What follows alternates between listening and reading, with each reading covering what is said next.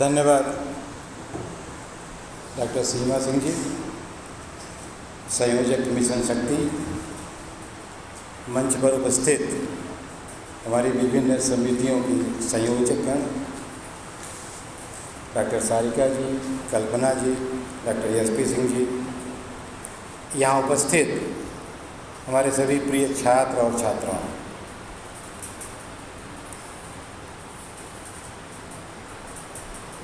आज हम लोग यहाँ विश्व जनसंख्या दिवस 11 जुलाई के उपलक्ष्य में आयोजित कार्यक्रम में उपस्थित हैं। बड़ा कठिन है ये कह पाना कि हम 11 जुलाई के उपलक्ष्य में आयोजित समारोह में उपस्थित हैं। क्या सचमुच जनसंख्या दिवस मनाया जाना कोई समारोह है कि नहीं है? लेकिन थोड़ा सा सोच का दायरा बढ़ाने की ज़रूरत है, और अगर आप दायरा बढ़ाएं तो आपको लगेगा कि वास्तव में समारोह ही है। जब पहली बार 11 जुलाई 87 को 5 बिलियन हमारी जनसंख्या हुई, तो उसको मार्क करने के लिए ही 89 में ये हुआ कि जनसंख्या दिवस मनाया जाना चाहिए। यूएनडीपी की गवर्निंग काउंसिल ने यह निर्धारित किया 89 में किया, 90 में पहली बार आयोजित हुआ कि 11 जुलाई को हम जनसंख्या दिवस मनाएंगे।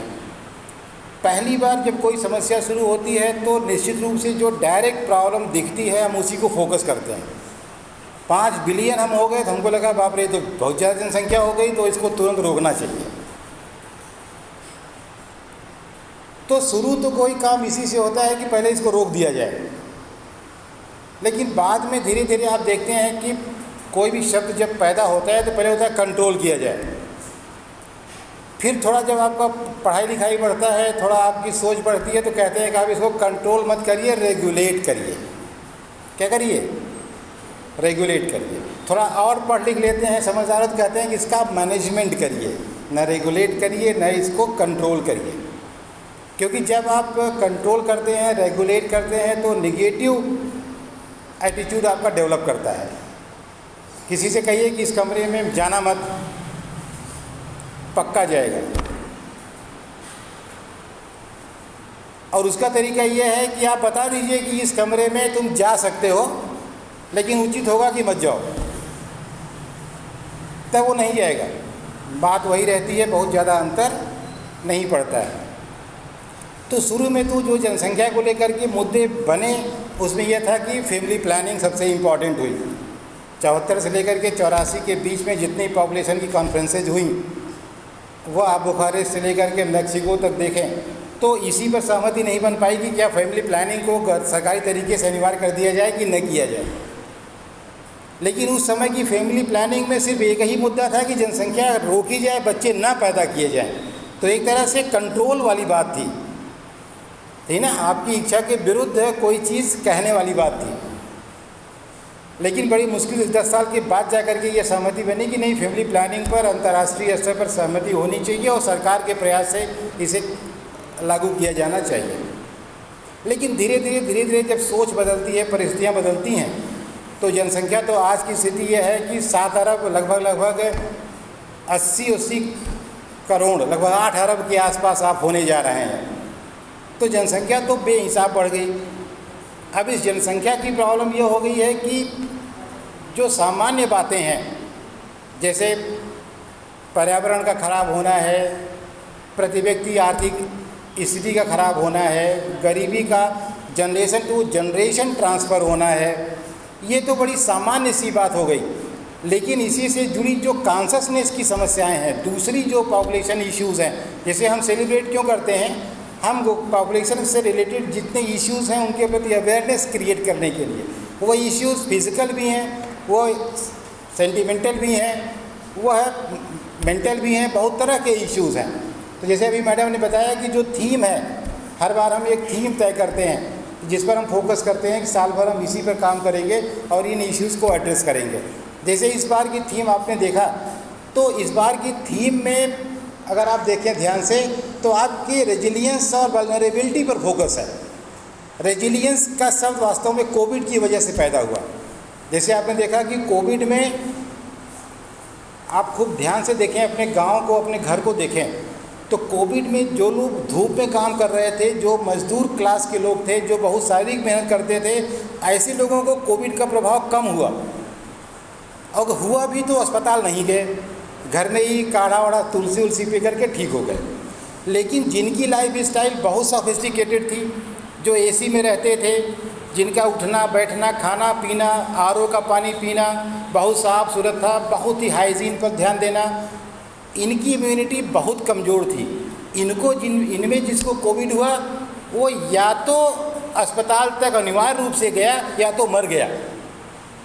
ऐसे लोग बचे नहीं, या तो अस्पताल जाकर के लौटे या तो फिर मर गए। तो जो उनका रेजिलियंस था, जो उनकी फ्लेक्सिबिलिटी थी, जो रिकवरी की क्विकनेस थी, या कह सकते हैं जो इम्यूनिटी थी उनकी, वह स्ट्रांग नहीं थी। इसीलिए यह शब्द इसमें जोड़ लिया गया है कि जो पॉपुलेशन हो वो रेजिलियंट हो, resilient toward situations, whatever is happening in the society, you must have capacity to face. अगर आप बहुत धूप में बैठ गए तब भी कोई बात नहीं, एसी में बैठ गए तब भी कोई बात नहीं, बहुत खाने को मिल गया तब भी कोई बात नहीं, बिल्कुल नहीं मिला तब भी कोई बात नहीं। तो आपको कुछ इस तरह से डेवलप करने की बात इस बार की थीम में शामिल किया गया। वल्नरेबिलिटी का मतलब होता है कि आप में क्षमता नहीं है, यानी आप जैसे कहते हैं ना कि down trodden section of the society, जिसको आप कहते हैं weaker section of the society. तो वीकर सेक्शन का मतलब क्या है? वीकर सेक्शन का मतलब यही है कि उसमें क्षमता नहीं है कि वह उसका विरोध कर सके। विरोध क्यों नहीं कर सकता? क्योंकि उसके पास शारीरिक, आर्थिक, सामाजिक इस तरह की जो परिस्थितियाँ होती हैं विरोध करने वाली, वो उसके सामने नहीं है। तो उससे इसके साथ साथ अवसर की इक्वालिटी, कि आपको सबको, फ्यूचर फॉर ऑल की बात होती है। जब हम कोई बात कहते हैं तो किसी एक के लिए नहीं कहते। और डेवलपमेंट भी ऐसा नहीं है कि हमने कुछ लोगों को बहुत संपन्न कर दिया। जैसे आज की डेट में 80% की जनसंख्या पूरे दुनिया की जो है वो 20% की प्रॉपर्टी पर कब्जा रखती है, और 80% लेके जो लोग हैं वो 20% पर हैं। तो 20% के पास 80%, 80% के पास 20%, तो बहुत बड़ा मिसमैच तो वैसे ही है। तो इसमें इक्वालिटी ज़रूरी है, वो डिस्ट्रीब्यूशन में जस्टिस होने की ज़रूरत है, और जस्टिस फॉर ऑल की बात है। तो जो ये जनसंख्या है को लेकर के इश्यूज़ हैं, इसके अलावा जो दूसरे इम्पॉर्टेंट जिसको आप कह सकते हैं सॉफ्टवेयर से रिलेटेड है, जैसे आपके डिसीजन मेकिंग से हैं। आपकी जब हम पॉपुलेशन की बात करते हैं, फैमिली प्लानिंग की बात करते हैं, तो हम उसमें मेल फीमेल की बात करते हैं, दोनों के म्यूचुअल रिस्पेक्ट की बात करते हैं, उनके कंसेंट की बात करते हैं, हम उनकी सहभागिता की बात करते हैं। इसके अलावा हम रिप्रोडक्टिव हेल्थ की बात करते हैं, रिप्रोडक्टिव हैबिट्स की बात करते हैं, रिप्रोडक्टिव बिहेवियर की बात करते हैं। ये सारी बातें इसलिए हैं क्योंकि ये दोनों का जब तक रिस्पेक्ट नहीं समाज में बराबर होगा, तब तक जनसंख्या केवल कम करना मुद्दा नहीं है। मुद्दा ये है कि जनसंख्या दोनों की सहमति से कम होनी चाहिए। यह महिला का राइट होना चाहिए कि वह बच्चे पैदा करे या ना करे, करे तो कितने बच्चे पैदा करें, कब बच्चे पैदा करें। जब हम रिप्रोडक्टिव राइट्स की बात करते हैं तो यही मुद्दा है। वो फोर्स्ड नहीं किया जाना चाहिए कि आप महिला हैं तो आपको शादी भी करनी है, महिला हैं तो आपको बच्चे भी पैदा करना है। ये सारे राइट महिला के हैं, वो चाहे शादी करे चाहे न करे, चाहे बच्चे पैदा करे ना करे, कितने बच्चे पैदा करे, ये कहने वाला कोई दूसरा आदमी नहीं हो सकता है। उस रिप्रोडक्टिव राइट्स में यह निर्धारित किया गया कि इवन मेल फीमेल की कंसेंट के बगैर अगर पति पत्नी में भी संबंध होते हैं तो रेप की कैटेगरी में है, उनको भी यह राइट है कि वो डिनाई कर सकते हैं, मना कर सकते हैं। तो ये उनके अधिकारों का वास्तव में प्रयोग करने की क्षमता भी होनी चाहिए, उनको इसकी सूचना भी होनी चाहिए, उनको इसका ज्ञान भी होना चाहिए। जैसे बहुत सारे आर्टिकल्स, बहुत सारे नियम कानून, इतने सारे कार्यक्रम महिलाओं से जुड़े हुए चल रहे हैं। ये सिर्फ इसलिए चल रहे हैं कि आपको उन सारी बातों से अवगत करा दिया जाए। कहते हैं ना कि आप कहना सीखिए। पिंक पिक्चर आपने देखा है ना, अमिताभ बच्चन कहता है कि नो का मतलब नो ही होता है, नो की कोई परिभाषा नहीं होती है। तो अब उसको राइट होना चाहिए कि वो नो का मतलब नो कह सके और सामने वाला नो का मतलब नो समझ सके। तो ये जो जनसंख्या दिवस हम लोग मनाते हैं हर साल, यह वास्तव में ऐसी ही अवेयरनेस क्रिएट करने के लिए मनाया जाता है। और निश्चित रूप से धीरे धीरे हम सब में सहयोग की भावना, एक दूसरे की मदद करने की संभावना की जो भावना है।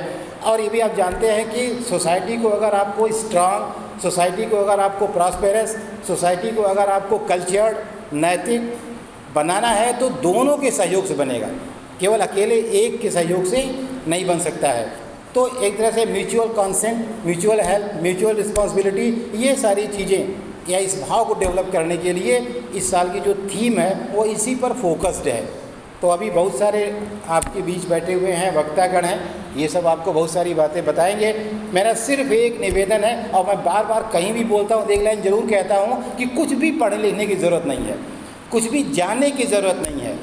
बस सिर्फ एक सेकंड जब कुछ करने जाइए तो सोच लीजिए कि आपके साथ होता तो कैसा लगता है। बस सब ठीक हो जाएगा दुनिया में, कुछ भी गड़बड़ नहीं है। लोग कहते हैं बहुत भ्रष्टाचार है, मैं कहता हूँ कुछ है ही नहीं। अरे मैं ही तो भ्रष्ट हूँ ना, आप ही आज ही तय कर लो कि कल से घूस नहीं लूँगा, भ्रष्टाचार खत्म हो जाएगा। कहाँ भ्रष्टाचार है? किसको सुना रहे हैं आप भ्रष्टाचार है? आप कहते हैं बहुत ज़्यादा समाज में लड़कियाँ असुरक्षित हैं, किससे असुरक्षित हैं? अरे आप ही से तो आप ही आज शपथ ले लीजिए कि आज के बाद किसी लड़की को परेशान नहीं करेंगे, बस खत्म हो गई। कहाँ समस्या है? सारी समस्या का समाधान मेरे अपने हाथ में है, कुछ भी बाहर नहीं है। मैं कहता हूँ जितने लोग आपसे नाराज़ हैं उन सबको आप माफ़ कर दीजिए, बात खत्म हो गई। आपसे जो नाराज़ हैं उनसे माफ़ी मांग लीजिए। तो सारा कुछ तो आपके हाथ में है, बाहर कहाँ है कुछ? तो कहीं भी जाने की ज़रूरत नहीं है, कुछ पढ़ने की ज़रूरत नहीं है, कुछ देखने की ज़रूरत नहीं है। अगर आपकी बहन के साथ कोई छेड़छाड़ करेगा कैसा लगेगा? किसको किसको अच्छा लगेगा? हाथ उठाइए। कौन कौन खुश होगा अगर उसकी बहन को छेड़ा जाए तो भाई तुम दूसरे की बहन को क्यों छोड़ते हो भाई? इसका मतलब सबको खराब लगता है यार, सीधी सी बात है। तो सब कुछ अपने हाथ में है, खुद चाहो मैनेज कर सकते हो, खुद चाहो ठीक कर सकते हो। उसके लिए बहुत ज़्यादा कार्यक्रम, बहुत भाषण की ज़रूरत नहीं है। इस उम्मीद के साथ इस जनसंख्या दिवस सार्थक होगा। आप इसके उद्देश्य में अपनी सक्रिय सहभागिता सुनिश्चित करेंगे। आप निश्चित रूप से एक मजबूत, एक संपन्न और एक सहयोगी समाज निर्मित करने में अपनी भूमिका अदा करेंगे। और आप यह मान कर चलेंगे कि हर दूसरा व्यक्ति आपके लिए सम्मान का पात्र है, वो चाहे जिस जाति का हो, जिस धर्म का हो, जिस वर्ग का हो, चाहे जैसा भी हो, इससे मतलब नहीं है। इसी आशा और विश्वास के साथ मैं अपनी बात समाप्त करता हूं और कार्यक्रम के आयोजकों को धन्यवाद देता हूं कि आपने मुझे अपने बीच में आने का अवसर दिया। जय हिंद, जय भारत।